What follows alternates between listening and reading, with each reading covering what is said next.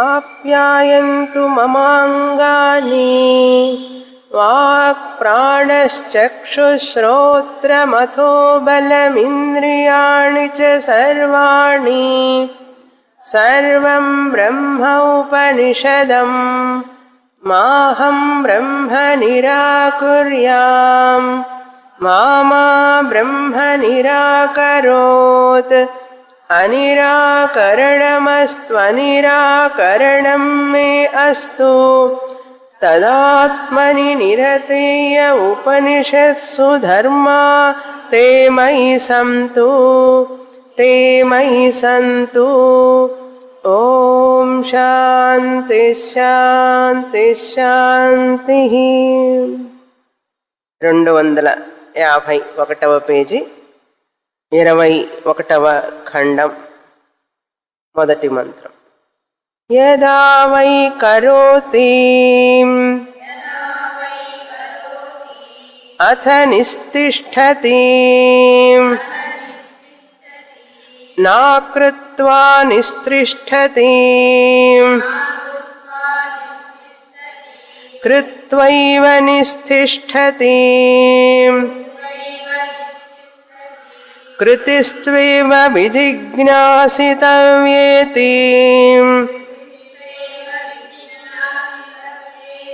కృతిం భగవో విజిజ్ఞాసయితి.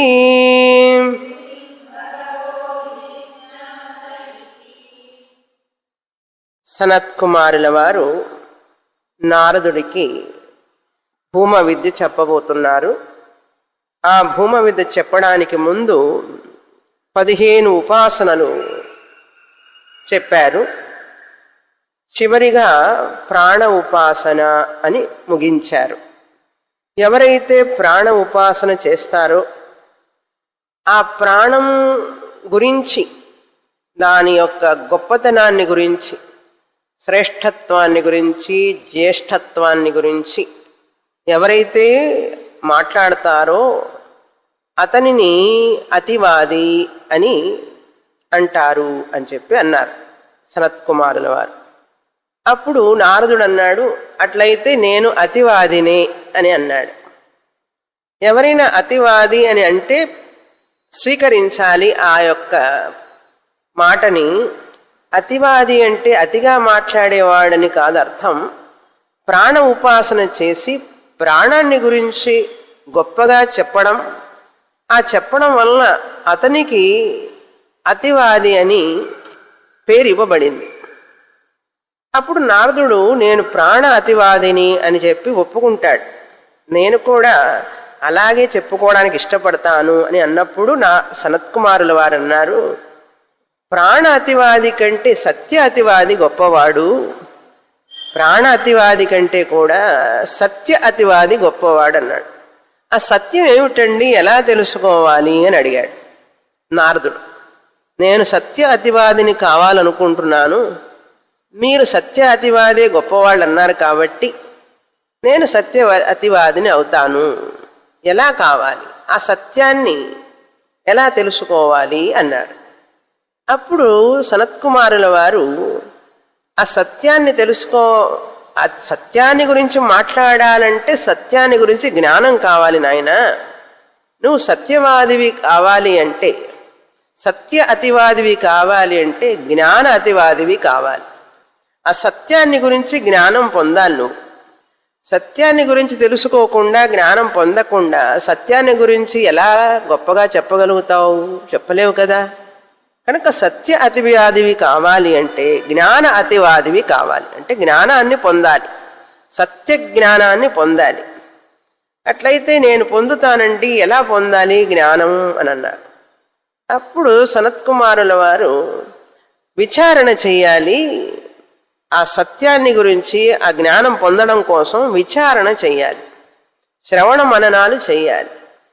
అయితే నేను చేస్తానండి ఆ విచారణ అన్నాడు. విచారణ చెయ్యాలి అంటే శ్రద్ధ కావాలి నాయన. శాస్త్రం మీద, గురువు మీద అత్యంత శ్రద్ధ ఉన్నవాడే విచారణ చేస్తారు, కానీ అందరూ చేయలేరు. కనుక విచారణ చెయ్యాలి అంటే శ్రద్ధ కావాలి అన్నాడు. ఆ శ్రద్ధ అనే దాన్ని 19వ ఖండంలో మనం చూసాం. శ్రద్ధ వలననే మనిషి శ్రవణ మననాలు చేస్తాడు. లేకపోతే ఆ శ్రద్ధ లేకపోతే కొద్ది రోజులు అయిన తర్వాత ఈ శాస్త్ర శ్రవణ మననాల మీద ఇంట్రెస్ట్ తగ్గిపోతుంది చిన్నగా. అన్నిటి మీద అంతే. మనకు మొదట ఆరంభించేటప్పుడు ఇంట్రెస్ట్ ఉంటుంది.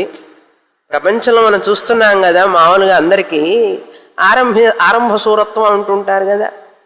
ఆరంభించేటప్పుడు బాగుంటుంది, తర్వాత కొద్ది రోజులకి అన్నీ పాతబడిపోతూ ఉంటాయి. కొత్తకు వింత పాతకు రోత అన్నట్లుగా మనుషుల మనస్తత్వం సహజం. క్రొత్తగా ఉన్నప్పుడు అన్ని వింతగా కనపడతాయి. మళ్ళీ కాసిన రోజులు విన్న తర్వాత ఏముంది అదే కదా అని అనిపిస్తుంది. అలాంటి వాళ్ళు శాస్త్రంలో ఈ జ్ఞానాన్ని పొందలేరు, కనుక శ్రద్ధ కావాలి అన్నారు. ఆ శ్రద్ధ ఉంటేనే ఆస్తిక్య బుద్ధి. శ్రద్ధ అంటే అత్యంతమైనటువంటి ప్రాధాన్యతనివ్వాలి శాస్త్రానికి. ఈ శాస్త్ర శ్రవణం మననమే నా గురువు, నా శాస్త్రం తర్వాతనే కుటుంబం, పిల్లలు అన్నీ కూడా. అట్లా అంటే ఎవరొస్తారు క్లాసుకి? రారు కదా. అది ముందే చెప్పం. అందుకనే వాళ్ళు కొద్ది రోజులు వచ్చిన తర్వాత చిన్నగా చెప్తుంది. అందుకే ఈ ఉపనిషత్తు చివరి లాస్ట్ బట్ 1 ఉపనిషత్తు. ఇట్లాంటివన్నీ ముండకోపనిషత్తులో చెప్పం. కనుక ప్రవృత్తి నుంచి నివృత్తికి రావాలి. ప్రవృత్తి అంటే ప్రాపంచిక విషయాల గురించి మాట్లాడటం, ప్రాపంచిక విషయాల గురించి చింతన చేయడం, ఈ యొక్క ఏవైతే ఉన్నాయో ప్రపంచంలో వాటి గురించి మాట్లాడుతూ ఉంటాడు ప్రవృత్తి కలిగిన వాడు. ఆ ప్రవృత్తికి కర్మకాండ, ఉపాసన కాండంలోనే తిరుగుతూ ఉంటారు. ఆ గుళ్ళు, గోపురాలు, స్నానాలు, నదులు, పుణ్యక్షేత్రాలు ఇక్కడే తిరుగుతూ ఉంటాడు కర్మకాండలోనే. జ్ఞానకాండ యొక్క ప్రాధాన్యత తెలియదు వాళ్ళకి ఇంకా. అది ప్రవృత్తి అంటారు. కనుక అందులో వైరాగ్యం రావాలి. ఎన్ని గుళ్ళు తిరిగినా, ఎన్ని గోపురాలు తిరిగినా, ఎన్ని ప్రదక్షిణాలు చేసినా, ఎన్ని నదుల్లో మునిగినా ఆత్మజ్ఞానం లేనిదే శాంతి రాదు అనేటటువంటి నిశ్చయం వస్తేనే నిజమైన శ్రవణం జరుగుతుంది. అది రానంత వరకు 50-50, ఇక్కడికి వస్తాం అక్కడికి వెళతాం. అది కావాలి, ఇది కావాలి, అవ్వ కావాలి, బువ్వ కావాలి అన్నట్టుగా చెప్తుంటారు మన వాళ్ళు. అది ఇది రెండు కుదరవు. వాటిట్లో ఉన్న లిమిటేషన్స్ మనం తెలుసుకోవాలి. ఎన్ని కర్మలు చేసినా, యజ్ఞ, యాగ, హోమ, తప, జప, వ్రతాలు, నోములు అన్ని చేసినా కూడా అజ్ఞానం పోదు, నా సమస్యలు తీరవు. ఎంత జపం చేసినా, ఎంత ధ్యానం చేసినా కూడా నాలో అజ్ఞానం తొలగదు, కానీ కాకపోతే బీపీ తగ్గుతుంది అంతే అనే విషయాన్ని కూడా తెలుసుకోవాలి మనిషి. జ్ఞానం ఒక్కటే మార్గం అని క్లాసుకు వచ్చిన తర్వాత కనీసం తెలుసుకోవాలి కదా. క్లాసుకు రాకముందైతే ఏదో తిరుగుతున్నాడు, అందులో పడి ఉపాసన కర్మల్లో పర్వాలేదు అనుకోవచ్చు. క్లాసుకు వచ్చిన తర్వాత గురువుగారు ఎన్నోసార్లు చెప్పిన తర్వాత కొంచెం ఆలోచించాలి కదా. సరే, గురువుగారు చెప్తూ ఉంటారు, ఎప్పుడో ఒక రోజు ఆలోచిస్తాడులే అని. అది శ్రద్ధ. అప్పుడేమవుతుందంటే శాస్త్ర శ్రవణం టాప్ ప్రయారిటీ అవుతుంది. అంటే ఏమిటి? నేను శాస్త్రం చదివేటటువంటి ఈ యొక్క ప్రయత్నం ఏదైతే ఉందో అందులో అత్యంత ఉత్సాహం వస్తుంది. అది చదువుతుంటే ఒక ఆనందం, క్లాస్కి వెళ్ళాలని పొద్దున్న నుంచి ఆనందంగా ఉంటుంది. వాళ్ళ క్లాస్ ఉన్నదని, క్లాస్ అయిపోతున్నదే అని బాధగా ఉంటుంది, ఇంకా చదివితే బాగుండు అనిపిస్తుంది. ఇవన్నీ ఏంటంటే మనం తీసుకున్నటువంటి ఆధ్యాత్మిక మార్గంలో మనం ప్రయత్నం అంతా సంతోషంగా చేస్తున్నాము అని అర్థం. అది మనం తీసుకున్నటువంటి ఆధ్యాత్మిక మార్గ ప్రయత్నం, పర్షూట్ అంటారు, స్పిరిచువల్ పర్షూట్. అది ఆనందంతో చేస్తాం. దానికి సంబంధించినవన్నీ కూడా ఆనందంతో చేస్తాం. ఎందుకంటే అది ఆనందాన్ని ఇస్తున్నది. ఇంటికి పోతే నువ్వు ఎందుకు పనికిరావు, నీకు ఇది లేదు, అది లేదు, జ్ఞానం లేదు, బుద్ధి లేదు అంటుంటారు. ఇక్కడికి వస్తే నువ్వు అమృత స్వరూపుడివి, నువ్వే అధిష్టాననివి, నువ్వే ఆధారం ఈ జగత్తుకి, నువ్వు ఎంత ఆత్మస్వరూపానివి, గొప్పవాడివి, ఇంద్రుడివి, చంద్రుడివి అంటుంటే ఒకటే ఆనందంగా ఏమొస్తుంది. కనుక ఇందులో ఆనందాన్ని చవి చూడాలి. అలా చూసిన వాడికే శ్రద్ధ ఉన్నట్లు, కష్టం తెలీదు. అలాంటి శ్రద్ధతో ఏం చేయాలి అతను? అప్పుడు ఏం చేస్తాడు? నిస్తిష్టతి. 20వ ఖండంలో శ్రద్ధ ఎవరికైతే ఉంటుందో అతనే నిస్తిష్ఠతి, విచారణ చేస్తాడు. జ్ఞానం కావాలి అంటే విచారణ చేయాలి. బట్ విచారణ చేయాలంటే ముందు శ్రద్ధ కావాలి కదా. శ్రద్ధ ఉన్నవాడు విచారణ చేస్తాడు. నిస్తిష్ఠతి అంటే విచారణ చేస్తాడు. సరే, విచారణ చేసేవాడు తర్వాత 21వ ఖండంలో ఏం చెప్పారు? కృతి అన్నారు. కరోతి కృతి. కృతి అంటే ఏం చెప్పాము? ఇక్కడ కర్మ చేయడం అని కాదు అర్థం. దాన్ని ఒక కమిట్మెంట్ అంటారు ఇంగ్లీష్లో. కృతి అంటే ఇక్కడ ఈ యొక్క విచారణ చెయ్యడానికి కావలసినటువంటి అర్హతలన్నీ సంపాదించుకోవడం కోసం అహర్నిశలు కష్టపడతాడు. అది కృతి అంటే ఇక్కడ. ఈ యొక్క విచారణ చెయ్యడానికి కావలసినటువంటి అర్హతలు, చిత్త ఏకాగ్రత, మనస్సు ప్రశాంతత, అంటే ప్రవృత్తి లేకుండా నివృత్తికి రావాలి. ఇప్పుడు మనం వేదాంతం చదవాలి అంటే సమయాన్ని ఇవ్వాలి కదా. మనం క్వాలిటీ మైండ్ ఇవ్వాలి కదా. Quality time, quality mind. వేదాంతానికి వచ్చిన తర్వాత కూడా వెనకటిలాగా మనం ఫోన్లలో మాట్లాడుతూ, టీవీలు చూస్తూ, లేకపోతే షాపింగ్లు చేస్తూ, ఊళ్ళకి వెళుతూ, అటు తిరుగుతూ ఇటు తిరుగుతూ ఎన్నో పనులు పెట్టుకున్నాం కదా అంతకుముందు, శాస్త్రానికి రాకముందు. పొద్దున్న నుంచి సాయంత్రం దాకా మాట్లాడుతూనే ఉండేవాళ్ళం. పోలెడన్ని పనులుంటాయి, రకరకాలవన్నీ వ్యాపకాలన్నీ ఉన్నాయి కదా. అదంతా ప్రవృత్తి ఉంది కదా. ఇప్పుడు మరి ఇది చదవాలి అంటే దీనికి సమయం కావాలి కదా. ఎక్కడి నుంచి తీసుకొస్తావు సమయం? ఉన్న సమయం అంతా జరుగుతూ ఉన్నది రోజు, ప్రతిరోజు వాటిట్లో వ్యవహారాల్లో, ప్రాపంచికమైన పనుల్లో సరిపోతున్నది సమయం. నీకు ఇది చదవడానికి చెయ్యడానికి టైం ఎక్కడుంది? అప్పుడు ఏం చేయాలి? మార్గం ఏమిటి? అవి తగ్గించాలి. అది ప్రవృత్తి అంటే. అది తగ్గించినప్పుడు మనకు సమయం దొరుకుతుంది. అంతకుముందు 4 సీరియల్స్ చూసేవాళ్ళు రోజుకి, ఇప్పుడు ఒక సీరియల్ మాత్రం చూస్తాం. అది మంచి సీరియల్ అయితే 3 సీరియల్స్ టైం కలిసి వస్తుంది కదా. ఆ 3 సీరియల్ టైం దీనికి ఇస్తాం అన్నమాట. అంతకుముందు ఎవరన్నా మాట్లాడుతూ ఉంటే మాట్లాడుతూనే ఉండేవాళ్ళం, అరగంట సేపు, 30 గంట సేపు. ఇప్పుడు అమ్మో నా టైం వృధా అయిపోతుంది, అందుకని 5 నిమిషాలు మాట్లాడేసి 40 నిమిషాలు సేవ్ చేసుకుంటాను. ఇంతకుముందు అయితే 45 నిమిషాలు మాట్లాడేవాళ్ళం, ఇరుగు పొరుగులతో మాట్లాడుతూ, ఫ్రెండ్షిప్లని. తర్వాత ఇంకా షాపింగ్, రకరకాల షాపింగ్లు వెళ్ళామంటే గంటల తరబడి అంతకుముందు. ఇప్పుడు మరి శాస్త్రానికి వచ్చిన తర్వాత సమయం కావాలి కదా. మనస్సు వ్యావహారికంగా వెళ్ళిపోతుంది కదా, ఆలోచనలే వస్తున్నాయి కదా, మనస్సు దీని మీద నిలపలేను కదా. అందుకని కట్ ద షాపింగ్ అన్నారు. అప్పుడు నెలకు 4 సార్లు వెళ్ళేదాన్ని, ఇప్పుడు ఒక్కసారి షాపింగ్. అట్లా అన్నమాట. అలా టైంని సేవ్ చేసుకొని ఆ సమయాన్ని దీనికి ఇవ్వడమే కృతి అంటే. అది లేని వాళ్ళు చేయలేరు. అందుకని మన యొక్క ఎంతవరకు భగవంతుడు ఇచ్చాడో మనకు సంపాదన, అన్ని విషయాలు, ఇంట్లో కూడా వస్తువులు చాలు, ఇంకా చాలు. దేనికి ఎందుకు పరిగెత్తాలి నేను? ఎందుకు అది కావాలి ఇది కావాలని తాపత్రయపడాలి? అసలు అవసరమే లేదే నాకు. అందుకని ఉన్నదాంతోనే తృప్తిగా ఉంటూ ఇంకా అవసరం లేదు, దానికోసం మళ్ళీ సమయాన్ని ఇవ్వాలి నేను. దానికి సమయాన్ని ఇస్తే నాకు దీనికి సమయం ఉండదు.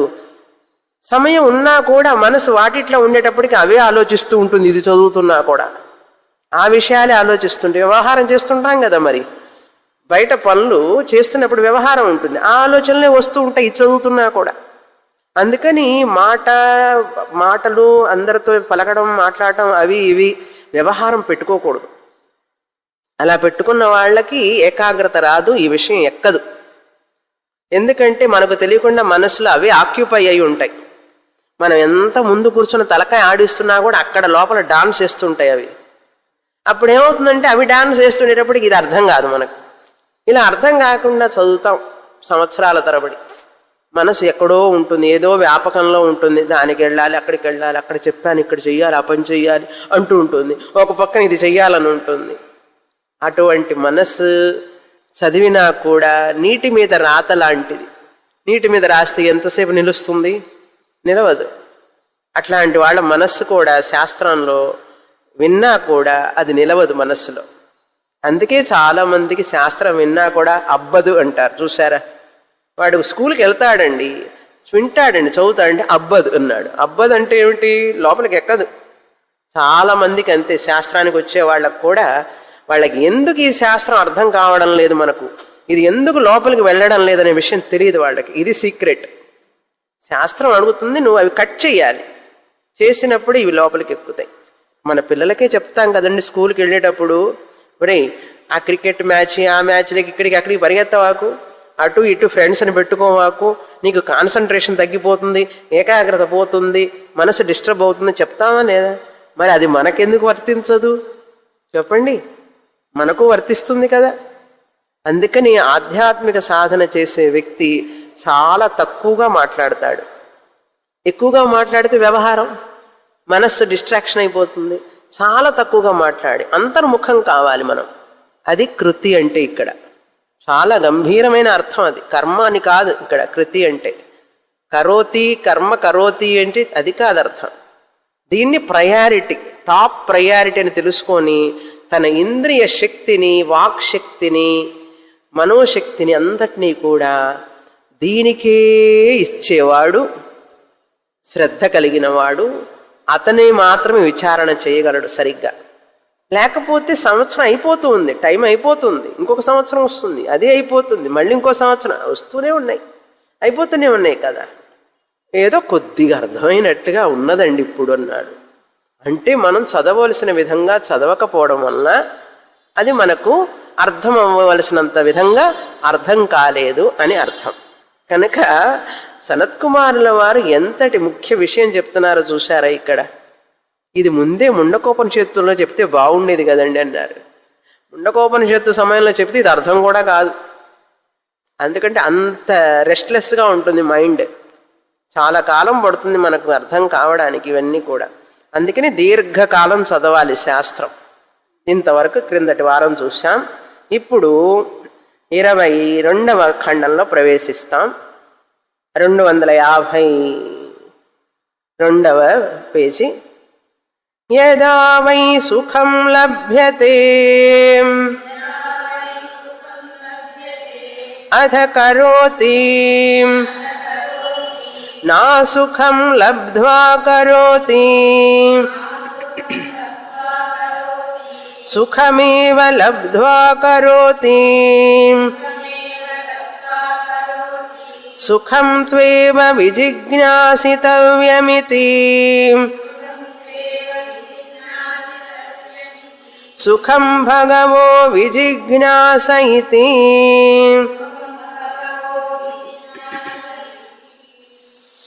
ప్రవృత్తి నుంచి నివృత్తికి రమ్మని అడుగుతున్నారు మనల్ని. ఇప్పుడు మనం ఒక భుజం మీద బరువు మోస్తూ ఉంటాం. చాలాసేపు మోసి మోసి అబ్బా చాలా బరువుగా ఉంది అని చెప్పి ఏం చేస్తాం, ఈ భుజానికి మార్చుకుంటాం. అప్పుడు ఏమవుతుంది, ఈ భుజం తేలిగ్గా ఉంటాం. అదేవిధంగా ఇప్పుడు మనం ప్రవృత్తిలో ఉండి ఉండి ఉండి చాలా భారంగా ఉన్నది అని చెప్పి ఆ ప్రవృత్తి నుంచి నివృత్తికి వచ్చేస్తాం. నివృత్తికి వచ్చినప్పుడు ఏమవుతుందంటే మనలో ఒక ప్రశాంతత ఏర్పడుతుంది, ఒక కామ్నెస్, శాంతి, ఆనందం, సుఖం. ఆహా, వేదాంతం క్లాస్కి వెళ్ళిన తర్వాత కాస్త చాలా ఆనందంగా ఉందండి, ప్రశాంతంగా ఉందండి. అలా ఉండబట్టే కదా వస్తున్నారు, లేకపోతే వస్తారా? రారు కదా. ఏం ఇవ్వం కదా ఇక్కడ. వేరే ఏమన్నా ప్రసాదమా, లడ్డా, సుండలా ఏమన్నా ఇస్తారంటే అది లేదు, ఏమీ పెట్టరు. ఇంకా పెట్టేవాడు వాళ్ళే, మనమే తీసుకెళ్ళి ఇవ్వాలి ఇస్తే. అట్లా అండి చూడండి, ఇవ్వ ఎలా సుఖం వస్తున్నది అంటే ఏమిటో ఆ మాటలు వింటూ ఉంటే, ఆ మాటలు చెవుల్లో పడుతూ ఉంటే ఆనందంగా ఉందండి. సుఖం లబ్ధ్వా, సుఖం దొరుకుతుందనే కదా ప్రయత్నం చేస్తాడు మనిషి. 2 అర్థాలుగా చెప్పచ్చు. ఇక్కడ మనకు వ్యాఖ్యానంలో ఒక అర్థం చెప్పారు. ఆయన ఏం చెప్తున్నారు ఈ వ్యాఖ్యానంలో అంటే, ఇంట్లో ఒక రకమైనటువంటి ఒక అనువైనటువంటి వాతావరణం, శరీరం సౌఖ్యంగా ఉండాలి. ఇంట్లో వాతావరణం కనీసం ఒక రకంగా అనుకూలంగా ఉండాలి, ఆ సుఖం. శరీర ఆరోగ్యం లేకపోతే, ఆ సుఖం లేకపోతే చదవలేము. మనస్సు కూడా ప్రశాంతంగా లేకపోతే, ఆ సుఖం లేకపోతే చదవలేము. ఇంట్లో కూడా అనుకూలమైన పరిస్థితులు, కనీసం అనుకూలమైనవి లేకపోతే చదవలేము. కనుక సుఖం లబ్ధ్వా అంటే అన్నీ అనువుగా ఉన్నప్పుడే కదండి. తినటానికే లేకపోతే, ఉండడానికి లేకపోతే, సుఖమే లేకపోతే ఎట్లా చదువుతాడు? ఈ విచారణ చెయ్యాలి అంటే చేయలేడు కదా. కనుక విచారణ చెయ్యాలంటే కనీసం కొంచెం సుఖం ఉండాలి. శారీరక సుఖం, మానసిక సుఖం, వ్యావహారిక ఇంట్లో కొంత సుఖం ఉన్నవాడే వస్తాడు. కానీ అనేక సమస్యలతో జుట్టు బిక్కుండేవాడు, తలకాయ ఎప్పుడూ కష్టాలతో నిండున్నవాడు ఏమొస్తాడు? చదువుతాడు.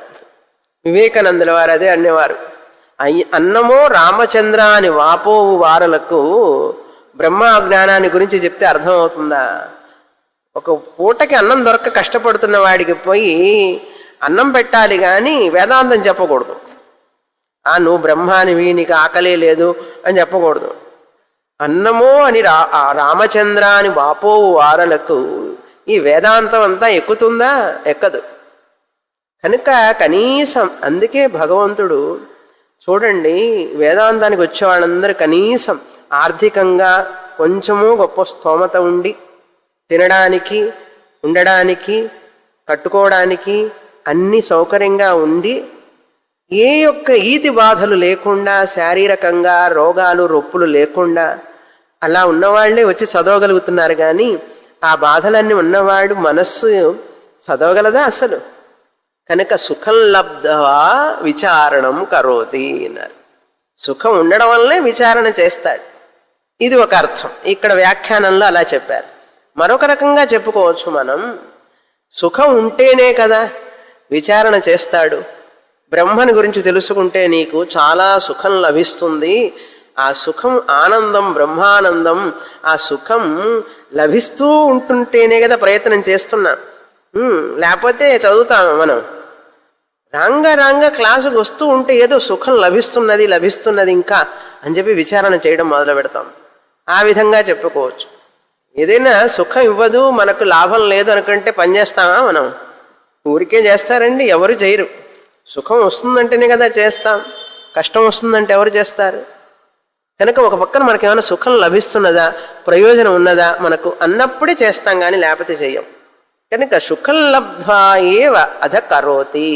సుఖం పొందుతుంటేనే కదా విచారణ చేస్తాడు. ఆ విచారణ చెయ్యడానికి మనిషి ఉత్సుకత చూపిస్తాడు. నా సుఖం లబ్ధ్వా కరోతి. అందులో సుఖం గనక లేకపోతే రారు కదా, క్లాసుకి రారు కదా. సుఖమేవ లబ్ధ్వా కరోతి. సుఖాన్ని పొంది మాత్రమే చేస్తాడు. అంటే క్లాసుకు రావడానికి ముందు కొంచెం సుఖం ఉండాలి, క్లాసుకు వచ్చిన తర్వాత కూడా ఇంకా సుఖం ఎరుగుతూ ఉండాలి. ఇక్కడికి వచ్చిన తర్వాత ఇంకా దుఃఖం ఎక్కువైందనకూడదు. ఉన్న దుఃఖం పోవాలి, సుఖం పెరగాలి. అంతే కదా చేస్తాడు మరి మనిషి. సహజమే కదా, అందులో ఏం తప్పులేదు. అలా కోరుకోవడంలో తప్పులేదు. సుఖం లబ్ధ్వా ఏవ కరోతి సుఖత్వేవ విజిజ్ఞాసితవ్యమితి. అందుకని హే నారద, సుఖాన్నే నువ్వు తెలుసుకోవాలి. సుఖం అంటే ఏమిటి అసలు? ఈ ఆత్మసుఖం అంటే ఏమిటి అసలు? ఆ సుఖం కోసం నువ్వు ప్రయత్నం చెయ్యి. విజిజ్ఞాసితవ్యం, తెలుసుకోవలసినది. అసలు సుఖం అంటే ఏమిటి అని అది తెలుసుకోవలసినది. అందుకని 6వ అధ్యాయంలో 6 వృక్షోర్మునేర్యోగం కర్మకారణముచ్యతే యోగారూఢస్య తస్యైవ శమకారణముచ్యతే. ఆధ్యాత్మిక మార్గంలోకి వెళ్ళాలి అని కాలు పెట్టిన వాళ్ళకి, పెట్టాలి అంటే కర్మ కారణం. కర్మయోగ, ఉపాసన యోగ అవన్నీ చేసిన వాళ్లే, భక్తి ఈ యొక్క జప తపాదులన్నీ చేసిన వాళ్లే ఇందుకు వస్తారు. అది వచ్చిన తర్వాత యోగారూఢస్య తస్యైవ, ఇక్కడికి వచ్చిన తర్వాత, శాస్త్రానికి వచ్చిన తర్వాత అతనికి లేక ఆమెకు శమః కారణముచ్యతే. వాటన్నిటి నుంచి విడుదల కావాలి. అది శమ అంటే. ఇంకా నేను వెనకట్లాగానే జపమాల తిప్పుతూనే ఉంటాను, ప్రదక్షిణాలు చేస్తూనే ఉంటాను. ఎక్కడ చేస్తావు? ప్రదక్షిణాలు చేస్తూ ఉంటే సమయం ఎక్కడ దొరుకుతుంది నీకు? దానికి దీనికి సమయం ఉంటుందా? చాలామంది వేదాంతానికి వచ్చి, నేను అంతకుముందు ఇన్ని గంటలు పారాయణం చేసేదాన్నండి, ఇన్నిసార్లు జపం చేసేదాన్నండి, ఇప్పుడు శాస్త్రానికి చెయ్యాలంటే నాకు టైం సరిపోవటం లేదండి. ఇక్కడికి వచ్చిన తర్వాత ఇంకా అన్నీ తగ్గించుకోవాలి. అవి చేయాలి, ఇవి చేయాలంటే ఎక్కడ సమయం సరిపోతుంది? అందుకని నాకు చాలు, ఇవన్నీ చాలు అని చెప్పాలి. చాలు చాలు అని చెప్పాలి. తృప్తి కావాలి మనిషికి. ఇంకా పరిగెడుతూ ఉంటే డబ్బు కోసం, ఇంకా అవి కావాలి, ఇవి కావాలి, పిల్లల కోసం, వాటి కోసం పరిగెడుతూనే ఉంటే దానికి అంతెక్కడుంది? ఈ లోపల నీ శక్తి అంతా అయిపోతుంది, నీ జ్ఞానము తగ్గిపోతుంది, జ్ఞాపక శక్తి తగ్గిపోతుంది. అన్నీ అయిపోయిన తర్వాత వాళ్ళకి ఎవరికి నువ్వు పనికి రానప్పుడు అప్పుడు శాస్త్రానికి వస్తారు. చాలామంది అంతే కదా, ఎవరికి ఇంట్లో వాళ్ళకి పనికి రానప్పుడు వస్తుంటారు శాస్త్రానికి. ఇంకా నువ్వు వద్దులే, ఇంట్లో నువ్వేమో చేయవాకు, వచ్చే గుడిలోకి పో, అక్కడికి పోయి కూర్చో అంటుంటారు చూసారు, అప్పుడు వస్తుంటారు వేదాంతానికి, శాస్త్రానికి. అలా చేయడం అవివేకం. వివేకవంతులు ఏం చేస్తారంటే వాటిని ఎంతవరకు మోడరేట్గా చేయాలో చేసి తెలివిగా వాళ్ళ కాళ్ళు చేతులు శక్తి పనిచేస్తున్నప్పుడే దీనికి సమయాన్ని ఇస్తారు. ఎప్పుడు ఇస్తారు? ఇందులో ఏదో అత్యంతమైన సుఖం ఉన్నది, శాంతి ఉన్నది, అది నేను కనుక్కోవాలి అనుకున్న వాడే ఇస్తాడు, కానీ లేకపోతే ఇవ్వలేడు. అందుకని సుఖం లబ్ధ్వా కరోతి అన్నాడు. 100కి 99, 1000లో ఒక్కడు చెప్పుకోవచ్చు, 1000లో ఒక్కడు మాత్రమే ప్రయత్నం చేస్తాడు సరిగ్గా. ఆ 1000 మంది చదువుతున్నారు అనుకోండి సపోజ్ శాస్త్రం, సరిగ్గా ప్రయత్నం చేసేవాడు ఒక్కడు ఉంటాడేమో. ఎవరు చెప్పారు ఆ మాట అంటే కృష్ణుడే చెప్పాడు. మనుష్యాణం సహస్రేషు కశ్చిత్ యతతి సిద్ధయ్య అన్నాడు. ఎందుకంటే ఇక్కడ పిల్లలు లాగుతూ ఉంటారు, అప్పుడు కొడుకులు లాగుతూ ఉంటారు, అబ్బాయి అమ్మాయి మనవడు మనవరాలు లాగుతూ ఉంటారు మనల్ని ఆ యొక్క వ్యవహారంలోకి. ఎంతో తీవ్రమైనటువంటి మనకు ఇచ్చ లేకపోతే మన సమయం మన యొక్క శక్తి అంతా కూడా వాళ్ళు లాగేస్తారు, అబ్జార్బ్ చేసేసుకుంటారు. మనం ఎందుకు పనికి రానప్పుడు ఇంకా వాళ్ళు మన వైపు చూడరు, అప్పుడు మనకు మనమే పనికిరాం, ఇంకేం చేస్తాం? అది జరుగుతున్నది. 990 మందికి 99 మంది 999 మంది లెక్క అలా జరుగుతుందండి. ఏ ఒక్కడు మాత్రమే పట్టుగా నిలబడగలుగుతాడు. మనుష్యాణం సహస్రేషు. చాలా కష్టం. దానికి ఎంత దృఢ నిశ్చయం కావాలో తెలుసా? అందరూ ఎగతాళి చేస్తుంటారు, ఇంట్లో అందరూ మనల్ని నిందిస్తారు, అన్నీ అంటుంటారు. ఎందుకంటే వాళ్ళదంతా ఒక దోవ, మనదొక దోవ. అప్పుడేమవుతుంది? నువ్వు ఎందుకు పనికిరావు, నువ్వు వేరే మార్గంలో పోతున్నావు, నువ్వెంత కలవడం లేదు అందరిలో అంటుంటారు. అందువల్ల మనకు కొంచెం కష్టం వేస్తుంది. అప్పుడేమనాలి అనుకోవాలి మనం లోపల, 600 అయినా 106 అయినా 1000 మంది కాదు, కోట్ల మంది కాదు, ఎంతమంది ఏమన్నా సరే వాళ్ళందరికీ ఈ యొక్క విషయం తెలియదు కనుక అట్లా అంటారు. కనుక నేను పట్టించుకోకూడదు. ఇప్పుడు అవన్నీ పట్టించుకుంటూ ఉన్నాం అనుకోండి, ఏం చేస్తాం? ఏమీ చేయలేం, శాస్త్రంలో ముందుకెళ్ళలేం. అక్కడ ఈ విషయాన్ని ఎంత గట్టిగా చెప్తున్నారో చూసారా?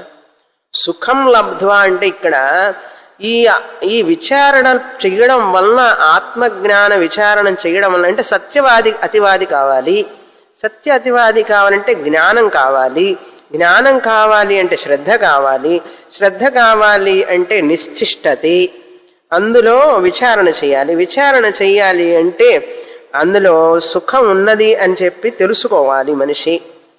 కృతి అన్నారు, దానికి సమయాన్ని ఇవ్వాలి, నివృత్తికి రావాలి. నివృత్తికి రావాలి అంటే ఇందులో ఏదో ఎక్స్ట్రా ఉన్నదని తెలిస్తే కదా వస్తాను నేను. అంటే నా బుద్ధి ఉండాలి, కొంచెం వివేకం ఉండాలి. ఎందుకు చదువుతున్నాను నేను శాస్త్రం, ఎందుకు వెళుతున్నాను, దీనివల్ల ఏమిటి అత్యంత ప్రయోజనం అని మనకు తెలియకపోతే ఎవరైనా మనల్ని ఈ మార్గం నుంచి అట్లా లాక్కు వెళతారు. ఎంతోసేపు పట్టదండి, ఎంతోసేపు పట్టదు.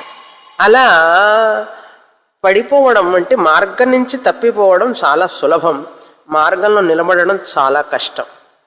కష్టం అనుకున్న వాళ్ళకి కష్టం, ఇది కష్టం కాదు, ఇది చాలా తేలిక, నేను ఉంటాను అని సంకల్పం చేసుకున్న వాళ్ళకి తేలిక. అందుకని దృఢమైన మనస్సు కావాలి. సుఖం లబ్ధ్వా ఏవ కరోతి, కనుక విజిజ్ఞాసిత. సుఖం అంటే ఏమిటో తెలుసుకో అన్నాడు, నిజమైన సుఖం ఏమిటో తెలుసుకో. అప్పుడు అన్నాడు నారదుడు, నాకు సుఖం గురించి చెప్పండి, నేను తెలుసుకుంటాను అన్నాడు. అయితే చెప్తాను విను, అసలు ఆ సుఖం అంటే ఏమిటి, సుఖం అనేది ఉన్నదా ఈ లోకంలో అని చెప్పి కనుక్కుందాం అని చెప్పన్నారు. 23వ ఖండం. యో వై భూమా తత్సుఖం నాల్పే సుఖమస్తి భూమైవ సుఖం భూమాత్వేవ విజిజ్ఞాసితవ్య ఇతి.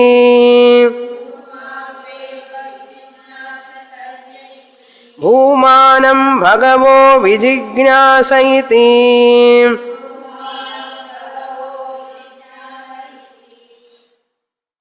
ఈ సుఖం ఏదో సుఖం సుఖం అంటున్నారు, ప్రపంచంలో కూడా మేమేంత సుఖం లేకుండా అని ఉన్నామా ఏంటి?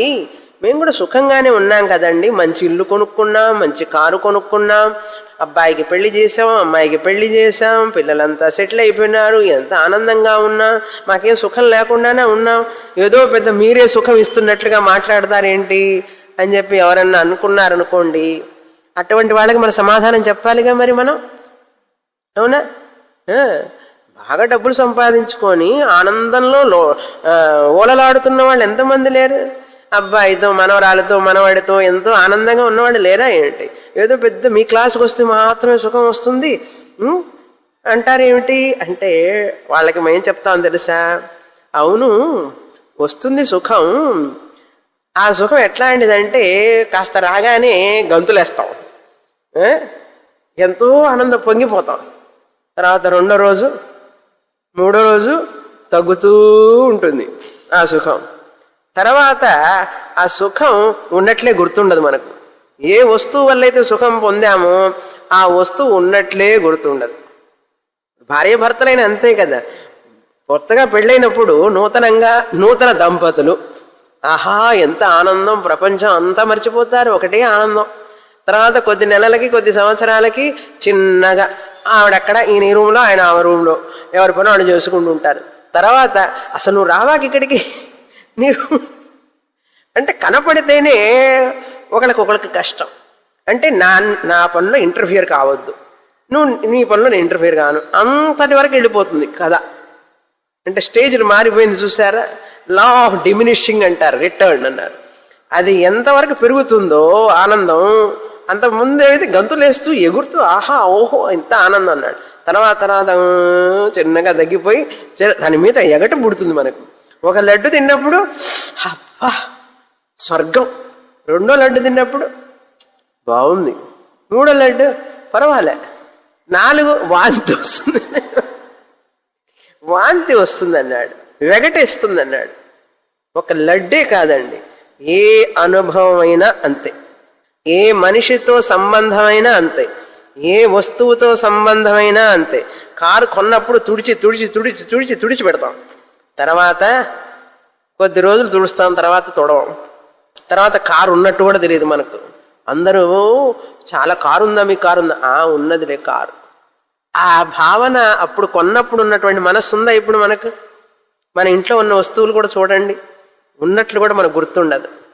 ఇది మన సుఖం, ప్రాపంచిక సుఖం. వ్యక్తుల మధ్య ఉండే సుఖం, వస్తువుల వలన వచ్చే సుఖం, అది అశాశ్వతం, అనిత్యం, అది ఉండదు, శాశ్వతంగా ఉండదు, అది పోతూ ఉంటుంది. కనుక మేం మాట్లాడే సుఖం అట్లాంటి సుఖం కాదు, ఇది పెరుగుతూ ఉంటుంది, ఇది ఎప్పుడు శాశ్వతంగా ఉంటుంది, నిత్యంగా ఉంటుంది. ఆ సుఖం అయితే వచ్చినా కూడా పోతుందేమోనని భయం నీకు, ఇది పోతుందనే భయం లేదు. అటువంటి సుఖాన్ని గురించి మేము మాట్లాడుతున్నాం. కనుక ఆ యొక్క విచారణ చెయ్యాలి అని తెలుసుకోవాలని వచ్చిన వ్యక్తికి ఆ సుఖానికి ఈ సుఖానికి, మన తైత్రీయోపనిషత్తులో చూసాం, ప్రతిబింబ ఆనంద, ఆత్మానంద, కోశానంద, బింబానంద, నిత్య ఆనంద, దట్ ఈజ్ అనిత్య ఆనంద. గుర్తుందా? కనుక ఇవన్నీ శాశ్వతం కాదు అని మనస్సులో స్థిరమైనటువంటి వివేకం కావాలి. అది రాదు అందరికీ. జీవితంలో బాగా మొట్టికాయలు తిన్న తర్వాత ఇంక మొట్టికాయలు తినడానికి చోటు లేదన్నప్పుడు తల మీద అప్పుడు వస్తుంది. అప్పటికి వెంట్రులన్నీ నెరిసిపోయి రాలిపోయి ఏమి ఉండవు అసలు. ఆ స్థితిలో వస్తుంది వైరాగ్యం జనానికి. కనీసం సగం వయసులో అన్నా వస్తే ఏదో రెస్ట్ ఆఫ్ ద లైఫ్ కొంచెం అన్నా ఉపయోగించుకోవచ్చు. కనుక మనం మాట్లాడే సుఖం ఆత్మసుఖం, నువ్వు పొందే ప్రాపంచిక సుఖం, దానికి దీనికి నక్కకి నాగలోకానికి ఉన్నంత దూరం ఉన్నది. కనుక మనం ఆ సుఖాలు అనుభవించి అలవాటు పడి ఉన్నాం కాబట్టి ఇది ఒక సుఖం ఉన్నది, ఇది ఆత్మసుఖం అని ఇది పొందితే దీనివల్ల మనకి ఎటువంటి దిగులు చింత ఉండదనే విషయాన్ని నమ్మాలి. మనం వచ్చే వరకు అది మనం నమ్మాలి. ఏదో మీరు చెప్తున్నారులేండి, అసలు ఆ బ్రహ్మము సుఖం వస్తుందా అనకూడదు. ఒక స్టూడెంట్ చాలా సంవత్సరాల నుంచి అటెండ్ అవుతోంది క్లాసుకి, బాగా చదువుకున్న ఆవిడే. ఒకసారి ఒకరితో షేర్ చేసుకుంటున్నది. ఆ స్టూడెంట్ ఈ క్లాసులో లేదులేండి, వేరే క్లాసు స్టూడెంట్. శంకరాచార్యుల వారు మూగాంబిక స్తోత్రం రాశారు. అంటే నిర్గుణ బ్రహ్మం గురించి, నిర్గుణ జ్ఞానం గురించి, నిర్గుణ జ్ఞానం బ్రహ్మ జ్ఞానం వల్ల మోక్షం ఇదన్నీ సాధ్యం అని ఆయన అనుకున్నప్పుడు ఈ మూగాంబికే స్తోత్రం ఎందుకు రాయడం? కనుక మూగాంబికే స్తోత్రం రాశారు అంటే నిర్గుణ బ్రహ్మ జ్ఞానం సాధ్యం కాదు, నిర్గుణ బ్రహ్మ జ్ఞానం అనేది లేదు, దానివల్ల మోక్షం అనేది లేదు, కనుకనే కదా మూగాంబికే స్తోత్రం రాశారని చెప్పి నిర్ణయానికి వచ్చేసింది. ఎంత తప్పు నిర్ణయం అది! మూగాంబికే స్తోత్రం రాసింది ఎవరి కోసం? మంద అధికారుల కోసం, మంద అధికారుల కోసం. ఈ జ్ఞానం పూర్వజన్మ సుకృతం ఉండి కర్మయోగం ఉపాసన యోగం చేసి రాగద్వేషాలు లేకుండా, కోపతాపాలు విపరీతమైనటువంటి మనుషుల స్వార్థం లేకుండా ఎవరైతే ఉంటారో వాళ్ళ కోసం ఇది ఈ జ్ఞానం. అందుకని ఆయన అన్ని రకాల వాళ్ళకి రాశారు. మంద బుద్ధి గల వాళ్ళకి కొన్ని కావాలని చెప్పి కొన్ని స్తోత్రాలు రాసి పెట్టారు, మధ్యమ బుద్ధి ఉన్న వాళ్ళ కోసం కొన్ని రాసి పెట్టారు, అదేవిధంగా ఉత్తమ అధికారుల కోసం కొన్ని రాశారు. ఇప్పుడు నీ ఇష్టం, నువ్వు ఉత్తమ అధికారివా, మధ్యమ అధికారివా, మంద అధికారివా, అది ఇప్పుడు అట్లా ఉంటుందన్నమాట. ఎంత విన్నా కూడా శాస్త్రం అసలు ఈ జ్ఞానం ఒకటి ఉంటుందా అండి, సాధ్యమా అని అంటూనే ఉంటారు తప్పితే అయ్యో సాధ్యం కాకపోతే అసలు గురువుగారు ఎలా మాట్లాడుతున్నారు, ఎలా చెప్తున్నారు, అసలు ఉపనిషత్తు చెప్తున్నది కదా, ప్రయత్నం చేసి చూద్దామే అని చెప్పి ఆయన అనుకోవద్దు. అందుకని కృష్ణ పరమాత్మ ఏం చెప్పాడంటే సంశయాత్మ వినశ్యతి అన్నాడు. సంశయం ఉన్నవాడు నశిస్తాడు, అంటే ఆధ్యాత్మికంగా నశిస్తాడు, జ్ఞానం పొందలేడు. అది అర్థం ఇక్కడ. చూసారా ఎంత శ్రద్ధ కావాలో. అటువంటి శ్రద్ధ మనకు నిలవాలంటే శాస్త్రంలో గురువు మీద అత్యంతమైన భక్తి ఉండాలి. గురువు మీద అత్యంతమైన భక్తి ఉంటే మనం అందులోంచి పడిపోకుండా మన భక్తి మనల్ని కాపాడుతుంది. శాస్త్రం మీద కూడా అటువంటి భక్తే ఉండాలి. అప్పుడు మనం ఇందులో నుంచి పడిపోకుండా మనకు శ్రద్ధ అట్లా ఉండేటట్లుగా చేస్తుంది భక్తి కనుక ఉంటే. ఎందుకంటే మనకు ఇది జ్ఞానం వచ్చే వరకు టైం పడుతుంది. ఆ టైం పట్టే వరకు మనకు నమ్మకం కావాలి. ఆ నమ్మకం ఉండాలంటే ఒక గ్రిప్ ఉండాలి కదా అందులో ఉండాలంటే. అందుకని శాస్త్రం మీద విపరీతమైన పిచ్చి కావాలి, గురువు మీద పిచ్చి భక్తి కావాలి, పిచ్చి భక్తి కావాలి. ఏంది పిచ్చి భక్తిని అంటారు? ఆ పిచ్చి భక్తి ఉంటేనే మనం నిలుస్తాం అందులో. మామూలు భక్తి అయితే ఇప్పుడు పడిపోతాం కింద, అలా పడిపోతాం. శాస్త్రం నుంచి కూడా అంతా, శాస్త్రం నుంచి కూడా పడేవాళ్ళు ఎక్కువ, నిలిచేవాళ్ళు తక్కువ. పడేవాళ్ళు అంటే ఎట్లా పడతారండి?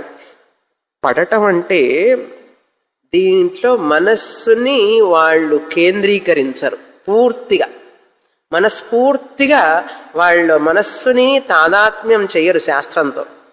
గురు భక్తి కూడా వాళ్ళకి అంతంత మాత్రంగానే ఉంటుంది, శాస్త్ర భక్తి కూడా అంతంత మాత్రంగానే ఉంటుంది. కనుక వాళ్ళకి ఎప్పుడు ఏదో ప్రతిబంధకాలు వస్తూనే ఉంటాయి. అత్యంతమైన శ్రద్ధ భక్తి ఉన్న వాళ్ళకి ప్రతిబంధకాలు రావు, ఉన్నా తొలగిపోతాయి. అంత పట్టుదల వీళ్ళకి. వీళ్ళ పట్టుదల ముందు, వీళ్ళ శ్రద్ధ ముందు, వీళ్ళ భక్తి ముందు, శాస్త్ర భక్తి గురు భక్తి ముందు ఆ ప్రతిబంధకాలన్నీ ప్రతిబంధకాల్లా కనపడవు. శరీరానికి ఏదన్నా కొంత బాధ ఉన్నా కూడా సో వాట్ పర్వాలే, అది పెద్దగా అనిపించదు. ఇంట్లో కొంచెం ఏదైనా బాధలున్నా కూడా సో వాట్ అంత అనిపించదు, అవి బాధలుగా కనపడవు. ఇందులో కొంచెం శ్రద్ధ సడలిందనుకోండి, శాస్త్రంలో గురువులు అంతగా భక్తి లేకపోతే ఆ చిన్న చిన్న సమస్యలన్నీ పెద్ద పెద్దగా కనపడతాయి. శరీరంలో కాలు నొప్పి వచ్చింది, అమ్మో కాలు నొప్పి వస్తే ఏమైంది, కాలు నొప్పి అది ఎక్కువగా కనపడుతుంది, మ్యాగ్నిఫై అవుతుంది. బ్యాక్ పెయిన్ వచ్చింది, అది మ్యాగ్నిఫై అవుతుంది. ఇందులో అతి శ్రద్ధ పిచ్చి భక్తి ఉన్నదనుకోండి, ఇందులో అవన్నీ బాధలు కనపడవు. అది లేకపోతే ఈ సుఖం అర్థం చేసుకోలేం మనం. ఆ సుఖం ఏమిటండి అని అడుగుతున్నాడు నారదుడు. అదేమిటో నాకు చెప్పండి అన్నాడు. ఏమిటంటావా? అది భూమా, దాని పేరు భూమా అని పేరు. సుఖం అంటే ఇక్కడ ఆనందం. ఆ ఆనందమే సత్ చిత్ ఆనందం అన్నాం కదా తైత్రేయోపనిషత్తులో. ఆ సత్ చిత్ ఆనందమే, ఆ ఆనందం ఇక్కడ సుఖం అని పేరు పెట్టారు. ఆ సుఖానికి ఇక్కడ భూమా అని పేరు పెడుతున్నారు సనత్ కుమారుల వారు. యో వై భూమా తత్ సుఖం, ఏదైతే భూమా అని పిలువబడుతున్నదో అదే సుఖం అన్నారు. భూమా నకారాంత పుల్లింగ భూమన్ శబ్ద, భూమా భూమానౌ భూమాన. బ్రహ్మనికి మరొక పేరు భూమా అనేది. సుఖం అల్పే సుఖం న అస్తి. భూమా అంటే చాలా పెద్దది అని అర్థం. అల్పమైన దాంట్లో సుఖం లేదు, అల్పమైన దాంట్లో సుఖం లేదు. అసలు అర్థం ఏంటో తెలుసా? భూమా అల్పం అంటే, అల్పం అంటే ద్వైతం, భూమా అంటే అద్వైతం. అల్పే సుఖం న అస్తి, అల్పే భేదే, భేదములో సుఖం లేదు. భూమా ఏవ సుఖం, భూమాలోనే సుఖం ఉన్నది, బ్రహ్మంలోనే సుఖం ఉన్నది. భూమాత్వేవ విజిజ్ఞాసితవ్యమితి, భూమా కనుక సుఖం కనుక నువ్వు భూమమును గురించి తెలుసుకోవలసినది. అది శాశ్వతమైనది, పరిచ్ఛిన్నం కానటువంటిది, దాని గురించి నువ్వు తెలుసుకోవలసినది. రాగద్వేషాలు లేనిటువంటి, పరిచ్ఛిన్నత లేనటువంటి, దేశ కాలం అతీతమైనటువంటిది ఆనందం, సుఖం, అది భూమా. అపరిమితమైనటువంటి అని అర్థం. భూమా అంటే అపరిమితమైన, మితం కానటువంటి. తద్విజిజ్ఞాసస్వ అంటారు కదా తైత్రేయ ఉపనిషత్తులో ప్రతిసారి, తద్విజిజ్ఞాసస్వ భృగువల్లిలో. అదే ఇక్కడ చెప్తున్నారు నారదుల వారికి. విజిజ్ఞాసస్వ, నువ్వు తెలుసుకోవలసినది. కనుక అతివాది, ప్రాణ అతివాదిగా ఏం చేయాలి? సత్య అతివాది కావాలి. సత్య అతివాది బ్రహ్మ అతివాది కావాలి. బ్రహ్మ అతివాది కావాలంటే జ్ఞాన అతివాది కావాలి. జ్ఞాన అతివాది కావాలంటే విచారణ చెయ్యాలి. విచారణ చెయ్యాలంటే శ్రద్ధ కావాలి. శ్రద్ధ కావాలి అంటే నిష్ఠ కావాలి. నిష్ఠ కావాలి అంటే నివృత్తి కావాలి. Withdrawal, withdraw from the worldly activities. Too many activities పెట్టుకోకూడదు. పొద్దున్న నుంచి సాయంత్రం దాకా అలిసిపోయి మనస్సు ఏం చేస్తుంది? అలిసిపోయినాను, నాకు నిద్ర వస్తుంది, తర్వాత చదువుతుగానే అంటుంది. మన శరీరాన్ని లాక్కొచ్చి కూర్చోబెట్టినా కూడా వినదు. చెప్పిన మాట అది వింటుందా? ఎందుకు వింటుంది? నేను వినను అంటుంది. నువ్వు వింటే విను, నేను వినను అంటుంది. అందుకని కూర్చొని అర్థం చేసుకునే వాళ్ళల్లో చాలా తక్కువ.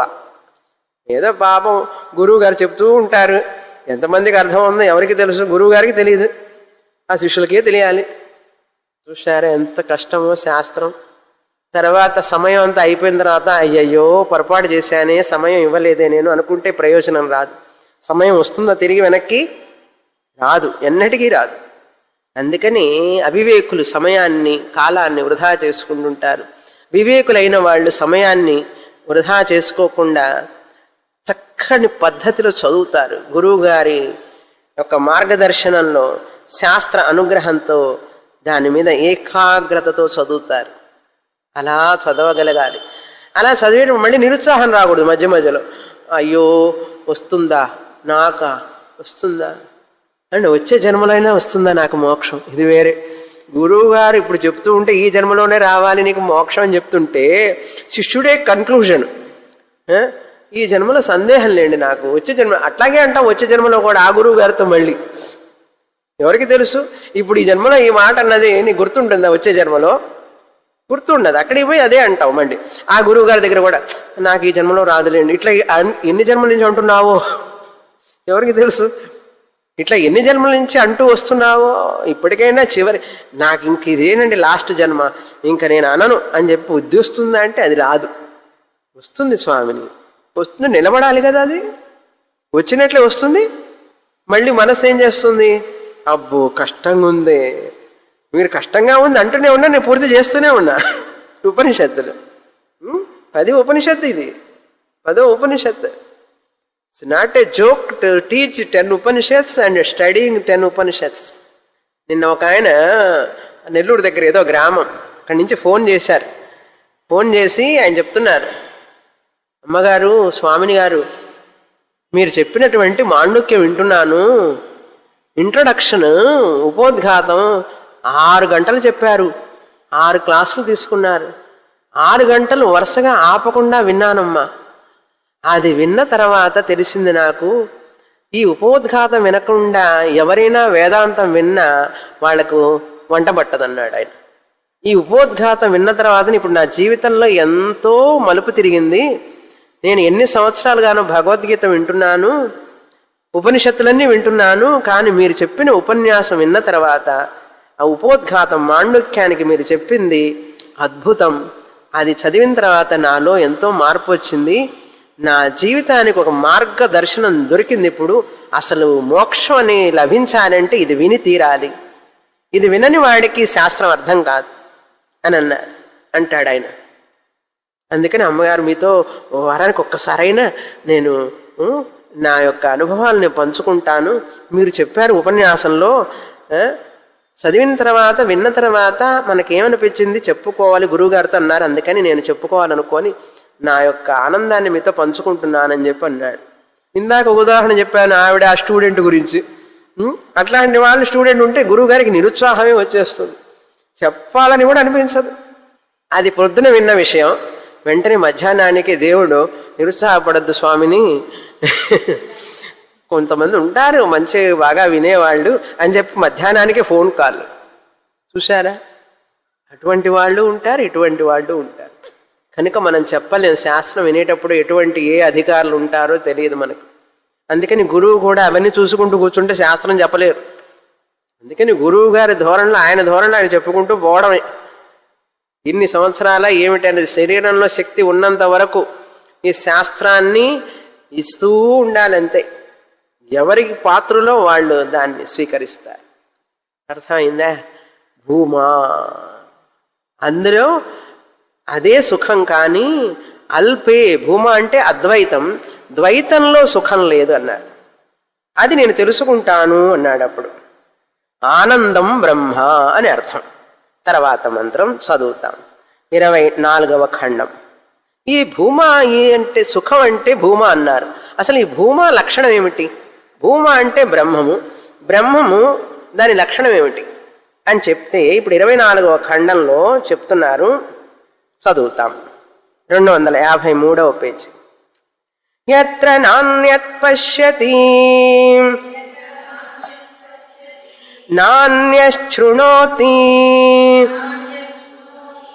నాన్యత్ విజానాతి స భూమా అథ యత్రాన్యత్ పశ్యతి అన్యశృణోతి అన్యద్విజానాతి తదల్పం యో వై భూమా తదమృతం అథ యదల్పం తన్మర్త్యం సహ భగవన్ కస్మిన్ ప్రతిష్ఠిత ఇతి స్వే మహిమ్ని యదీవావ మహిమ్నీతి.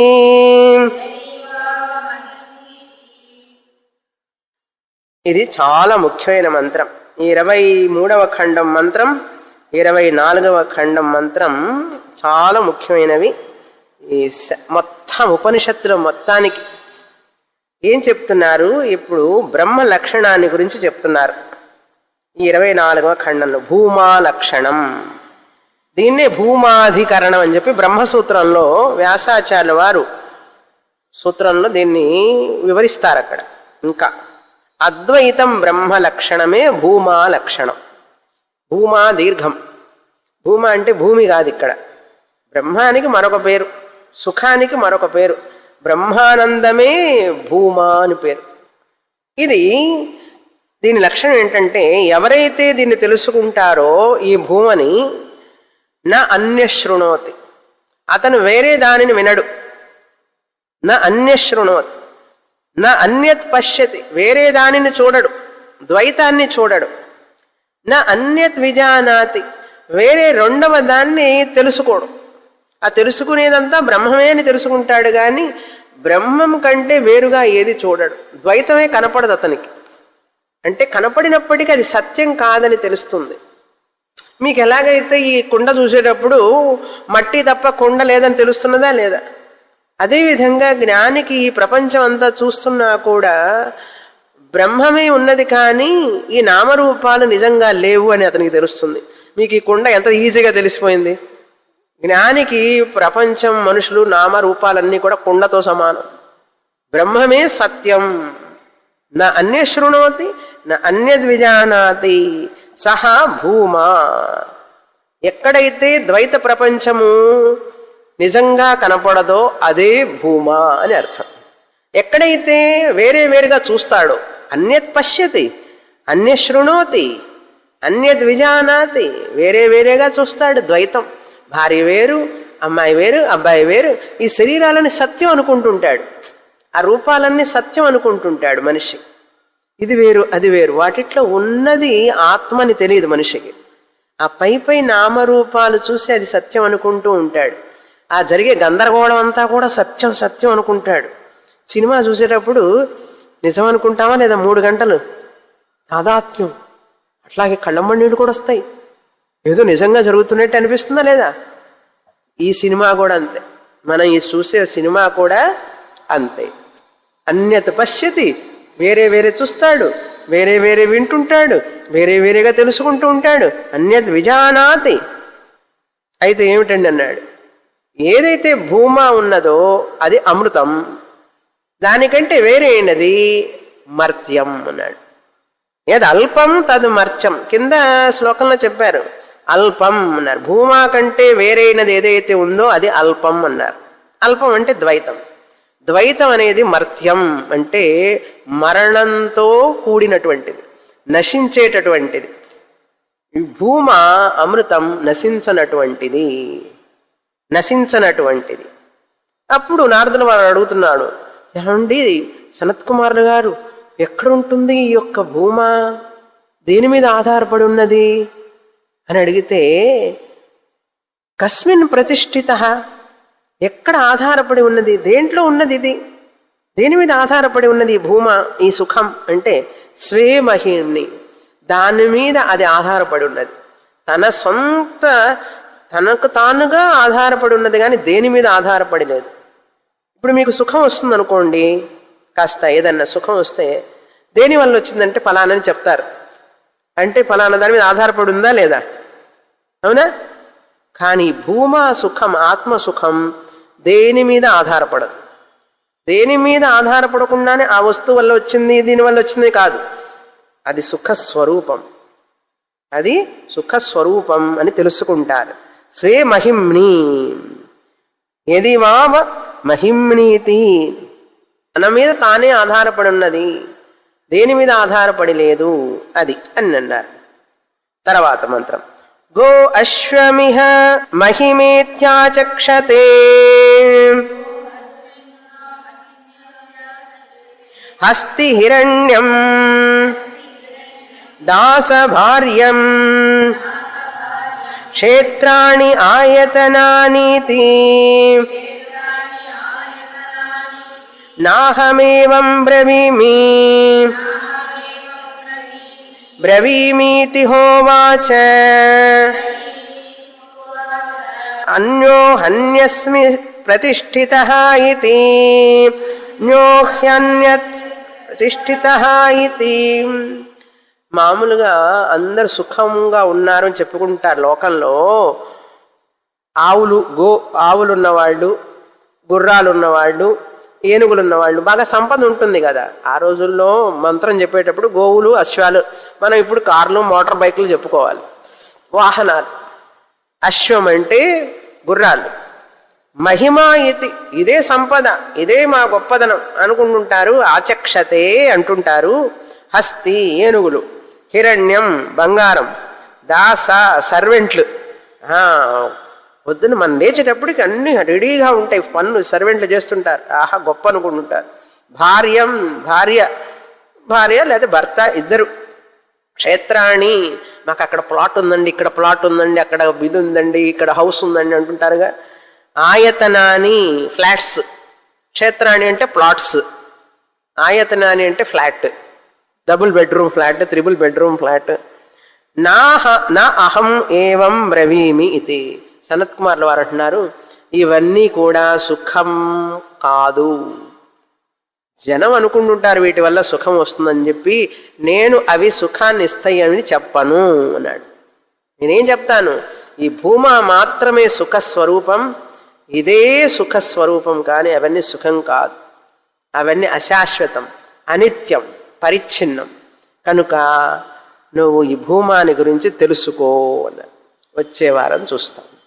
పూర్ణమదః పూర్ణమిదం పూర్ణాత్ పూర్ణముదచ్యతే పూర్ణస్య పూర్ణమాదాయ పూర్ణమేవావశిష్యతే. ఓం శాంతి శాంతి శాంతి. హరి ఓం. శ్రీ గురుభ్యో నమః. హరి ఓం.